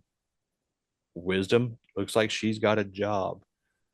There was a certain cherubim that was put at the entrance of Eden, on one end of Eden, had a job to keep anybody or anything from getting back into it, which is kind of weird, but that's its own story. I don't see the problem here. I don't see the problem with having wisdom being a being, that God lets minister to us, like the angels. And I know that the term angels is used more loosely in the New Testament, but after Jesus faces off with Satan, after he fasted in the wilderness for 40 days, when he rebukes Satan, angels come and minister to him. Why wouldn't, if we pray to God for an increase in wisdom, maybe that comes to us in the form of being ministered to, being whispered to by whoever God sends. If it's a female entity, great. You know what I mean? Yeah, exactly. I have a note here that I found. This is something I found while I was looking into this. Wisdom in Hebrew, the Hebrew word of wisdom is chokmah. Interesting. In some Jewish texts, chokmah is described as the primordial point of divine wisdom, which shines forth from the will of God. It's a form of Benai, like Benai Elohim. I think is what that means. Yep. The Zohar, an essential Kabbalistic text, emphasizes chokmah's role in the emanation process and its association with a sense of sight, as well as an inner spiritual sense of taste that precedes and arouses sight. The interplay between chokmah and Benai is crucial for understanding how abstract wisdom becomes concrete understanding. So chokmah seems to be related to Benai Elohim, and it has something to do with the tree of life too. But so there's like a doctrine here, Yeah, of some sort. Now, Kabbalistic texts, I don't know. You might want to pray for some discernment before going into that, but yeah, that's the deepest that I could find with wisdom as it's related to like a doctrinal purpose. right. Yeah, and that's good that you say to pray for discernment too. That's actually that's lumped into my prayer life. I ask God to increase my understanding, wisdom, and discernment, and give me the revelation of His Word. So I can understand the Word of God better. And I also prayed to understand our authority better too, because we are coming when we get into these spiritual wars. We have to understand that we're fighting from the position of victory, and we have authority over all unclean spirits and the works of the enemy. So if these things are Decepticons, with discernment, we have authority over it. Mm-hmm. I think it's very important, man. Yeah. What you just said there just kind of reminded me of just how all this might just unravel for us. Because I don't want to use the word end times right now for what I'm trying to say, because that's going to come across like I'm saying that we're in the end times. Maybe we are. Maybe we're in the end times and we're not even at a part of the end times where it even matters yet. Who knows how long that's going to be realistically. I know we've given some years and stuff like that, but it's convoluted. It's hard to understand. But anyways, we seem to be tied in with the spiritual realm like we've laid out. And it seems like little things are happening that affect everybody's life right now that might go back to these entities, and I don't know. I'm just thinking about CERN and like I know we're going to talk about that some other time, but like how that might be tied in with this stuff, like in Revelations and like with CERN, part of CERN being on the grounds of CERN is an old temple to Apollo, and there's all these ties to Semyaza, and how that's where Semyaza. Well, Revelation talks about how Semyaza is going to be released out of the ground. Yeah. And you're like, well, is that the spot? And then also right in that tale, you see Ishtar popping in, the Whore of Babylon. And if you look really deep into it, I think even Derek Gilbert, I heard him kind of mention this at one point where it's like, he just posed a question, but he's like, are these two going to be unleashed essentially on Earth, and are they going to be battling for power?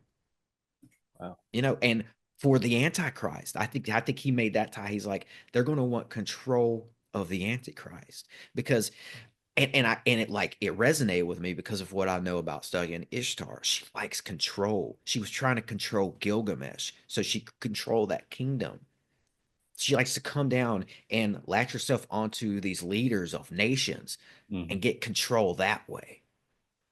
And I just thought it was brilliant that there was this notion that maybe Semyaza and Ishtar certainly are going to try to do that with this Antichrist figure. They're going to be fighting there's going to be all these little battles going on between these different evil entities, essentially. Yeah, a bunch of infighting. Yeah. Yeah. And I just like, we'll talk about this some other time probably, but I just see CERN maybe being or something like CERN being a part of all that. Like it seems like the UN's going to play a role in whatever happens.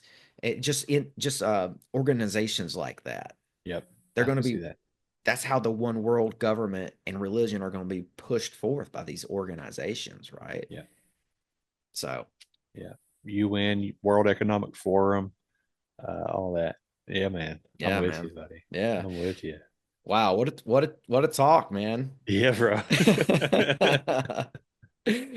I appreciate you, man. I appreciate you being willing to hear me out too on some of this stuff, because a lot of times what I'll do, because I get excited about a topic, so I start talking about the topic before I have all my ducks in a row. So it's like I'm working stuff out on the podcast. Yeah, I love it, man. I love how that works out.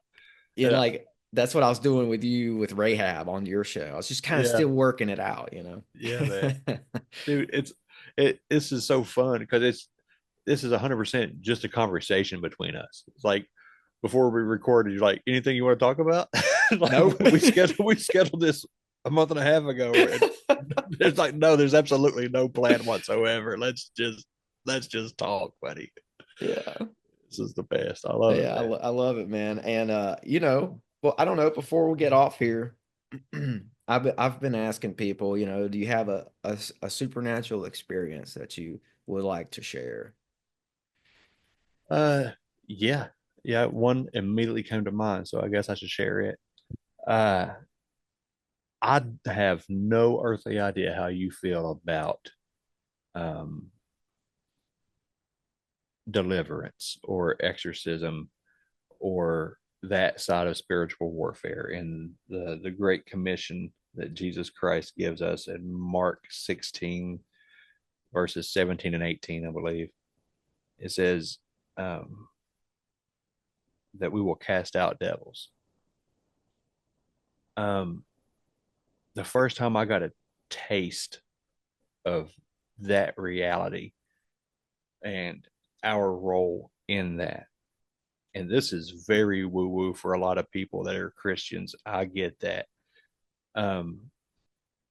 But Jesus tells us to do it, and when Jesus does it all through the New Testament, I believe it's real, and I've seen it. I could take like 2 or 3 different stories here, but the first time that I witnessed something like this going down, I was at a revival. This would be right at 2 years ago, probably like maybe this very week. I was at a revival, and it wasn't our church, and my wife and I showed up a little late. So we kind of back pew it. We come in, we find a corner of the back pew, we just sit down, right? Awesome revival going on. We're loving it. But I start feeling like a whole panic attack going down. I get real nervous. It's hard for me to breathe. My heart's pounding. I'm totally comfortable with these people. Like, I know a lot of the people here. It's not like I'm a stranger in town or anything like that. But I just get super, super like panicky. And I guess my wife just feels that coming off of me. And she's like, "Are you okay?" I'm like, "No, I'm not okay at all. Something's wrong." And she's like, "Do you need to go outside?" I said, "No, I'll be all right." And I sit there and I'm looking, and I look over, and on the other side of the aisle, and the next pew's over, about 3 or 4 up, there's a young man sitting there. And for whatever reason, my eyes just lock onto his back. He's just sitting there, and and I do too, so I'm not saying anything about it, but he's got tattoos up and down both arms. He's got dark black hair. He's not dressed like he's going to a revival. He's dressed like he just come out of the coal mines or something. He's just sitting there, t-shirt and jeans, I think. And I look at my wife, and I kind of point him out. I said, "It's him." And she's like, "What are you talking about?" I said, "I don't know what I'm talking about, but whatever I'm feeling has to do with that guy." And she said, and I don't know why she said it, because I hadn't done anything like this. She said, "Bo, don't make a scene in this church. Don't be trying to cast out devils in this church." And I said, I'm not doing anything like that. I've never done anything like that before. And I just feel this compelling need to pray for this dude. So I sit there and I start speaking against whatever it is that's bothering this man. And, not real loud, but not in my head, just kind of like a whisper, just for any unclean spirit in, on, or around that man to leave him alone. I look over at him, and he's got his hands over his face, So I shut my eyes and I keep going. I just do it for about 30 more seconds, and I look at him again, and I see him like kind of rocking, like he's struggling. And I just keep doing it. And I still feel horrible. Like my chest, I feel like that pressure on my chest, and I'm just speaking against whatever it is that's got a hold of this dude. And then all of a sudden, this guy stands up and starts walking towards the altar. And when he stands up, it's like a bubble popped, man. Like that feeling just busted off me. And he stands up, I just shout like, "Yes," like I don't even know why, but I was so excited for this man. He goes up to the altar and he gives his life to the Lord. And I'm a mess. I'm just sitting here boo-hooing and crying. I'm all tore up. And it was just in that moment, I realized I was feeling whatever anxiety and conflict that man, I was sharing that with him. And I was going to war for this guy that didn't even know the Lord yet. And I felt that reality of our spiritual duty to fight for somebody through prayer. And that was a very supernatural experience for me, man. And from then on, like I had already like done things to cleanse my home, I'd already spoken against evil spirits in my personal life, but to see it go on with a total stranger, and to see God move on that guy, and to see something break off of him. And then it was a fairly long revival. We go there towards the end of that revival, and that young man is up in the front of the church holding a guitar. Like he completely just submitted to the Lord, and he goes up there to give his gift to the Lord. He does a whole 180 conversion. But it just it opened my eyes up to the reality of it and what we're supposed to be doing as followers of Christ. And yeah, that's my supernatural experience, man. Wow. Yeah. Yeah. I'm just gonna let that sink in, man. I that's a good one. Now I think it happens like that. It does. And I think some people think that when they get a calling from the Lord to do something, it's going to be a pleasant feeling. oh no, it's horrible. Yeah. The Bible says, "Suffer with me as a good soldier." Mm-hmm. You know, it's all about Him. We are not. It don't matter, but it's not about us. It's about serving Him, man. It's about, yeah, and it's about, there's just that layer of tension that sometimes persuades us to do something. Just like when you're driving a car and you take a hard turn, you got to turn the wheel. You're adding tension and struggle to the situation to get where. Sometimes it happens with us. We need our wheels turned a minute. We need to sit there and be uncomfortable. And when you're in tune with it, that's incredible, man. That speaks to, I think, going full circle here. We were talking about intuition or instinct earlier, I should say. Yeah. Being in touch with your instinct. You have to be in touch with your spiritual instincts. That's a part of the spiritual journey, is that we grow in that. Yeah, man. And yeah, thanks for sharing that. It's because it's that Ephesians 6:12. Yeah, man.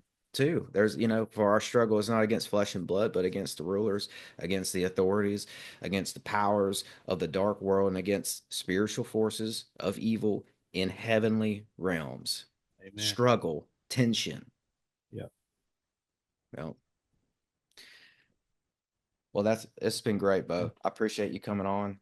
Absolutely, brother. I appreciate you having me, man. Anytime.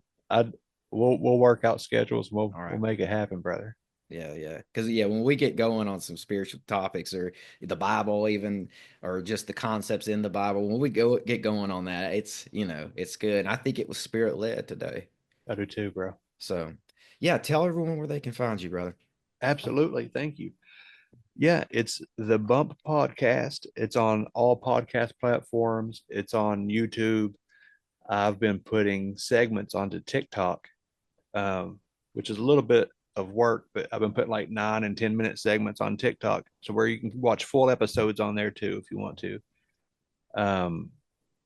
If you have an experience you want to share of the unexplained, monsters, or paranormal, it doesn't have to be from a biblical worldview if you don't have that. If you just had an experience you want to talk about, you can email me at thebumppodcast@gmail.com, or just go to thebumppodcast.com and hit the holler at me button and find me on there too.